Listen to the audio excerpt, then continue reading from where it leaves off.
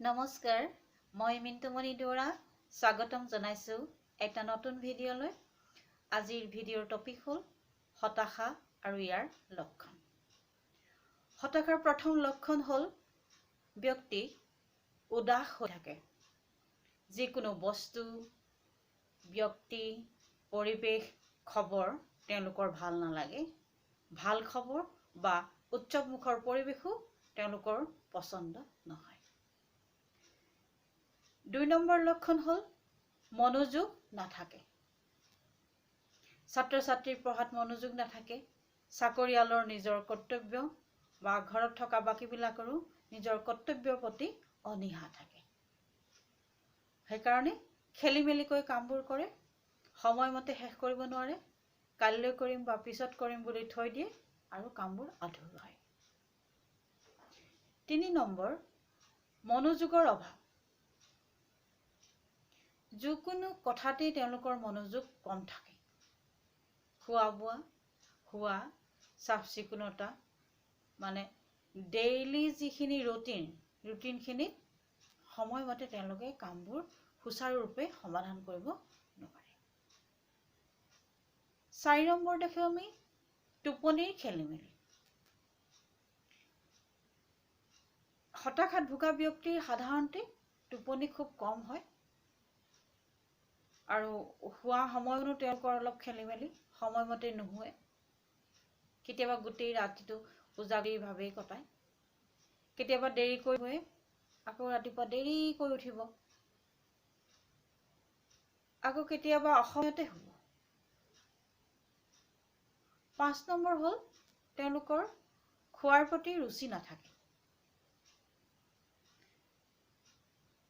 খোৱাৰ প্ৰতি ৰুচি নাথাকে, কোনোটো বস্তু তেওঁলোকক খাবলৈ টেষ্ট নালাগে, সময়মতেও নাখায়, খুবেই কম খায়। অৱশ্যে কিছুমানে আকৌ বহুত খায়, প্ৰয়োজনতকৈ অধিকো খাই দিয়ে। এটা তেনেকুৱা এটা বিশৃংখল এটা অৱস্থাত থাকে। ৬ নম্বৰ হ'ল তেওঁলোকৰ এনি টাইম ভাগৰ এটা ভাৱ থাকে। সময়মতে নাখায়, সময়মতে নুশুৱে, হয়তো সেই কাৰণতে তেওঁলোকৰ বহুত ভাগৰ আৰু বহুত চিন্তাক্লিষ্ট। ভাগৰ থকা কাৰণেই কি হয়, অলপো উমং উৎসাহ নাথাকে।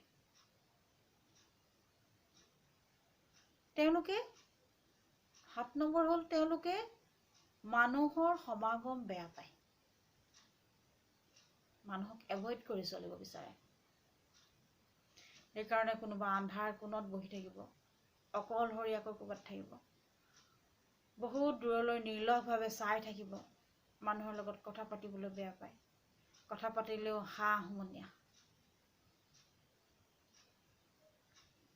আটাইতকৈ ডাঙৰ কথাটো হ'ল, লক্ষণটো হ'ল তেওঁলোকৰ নিগেটিভিটি বা ঋণাত্মক চিন্তাধাৰাহে বেছি। চবতে তেওঁলোকে নিগেটিভিটিহে বেছি পায়। আপুনি ভাল কথা ক'লেও খেংখেঙাব, আদৰেৰে মাতিলেও তাৰ কোনো গুৰুত্ব নিদিয়ে, কাম এটা কৰিবলৈ ক'লেও যেন শুনাই নাই। মানে এটা তেওঁলোকৰ আচৰণখিনি একেবাৰে অস্বাভাৱিক। আৰু এনেকৈ যদি বেছি দীৰ্ঘদিন অস্বাভাৱিক আচৰণ কৰি থাকে, তেতিয়াহ'লে তেওঁলোকক কাউন্সেলিং বা চিকিৎসাৰ প্ৰয়োজন হয়।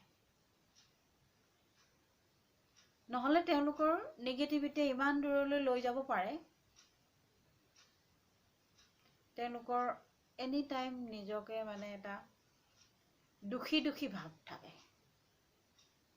আৰু নিগেটিভিটি আৰু দুখী ভাৱটোৱে তেওঁলোকক এটা আশা নকৰা অৱস্থালৈ লৈ যায়। কিছুমানে সেইকাৰণে আত্মহত্যাৰ দৰে পথ বাছি লয়। সেয়ে কিছুমানৰ ক্ষেত্ৰত তেনেকুৱা নহয়, কিন্তু আমি এইটো বহুতক দেখা পাওঁ যে আত্মহত্যা কৰে। সেইকাৰণে আমি এনে লক্ষণ যদি কাৰোবাৰ দেখোঁ, অথবা যদি নিজৰে হয়, তেতিয়াহ'লে আমি বুজিব লাগিব যে আমাক কাউন্সেলিঙৰ প্ৰয়োজন, চিকিৎসাৰ প্ৰয়োজন আৰু ছাপোৰ্টৰ প্ৰয়োজন। এই কথাষাৰ এইকাৰণে আলোচনা কৰিব লগা হ'ল, আজিকালি আমি প্ৰায় ল'ৰা ছোৱালীকে দেখা পাওঁ হতাশা,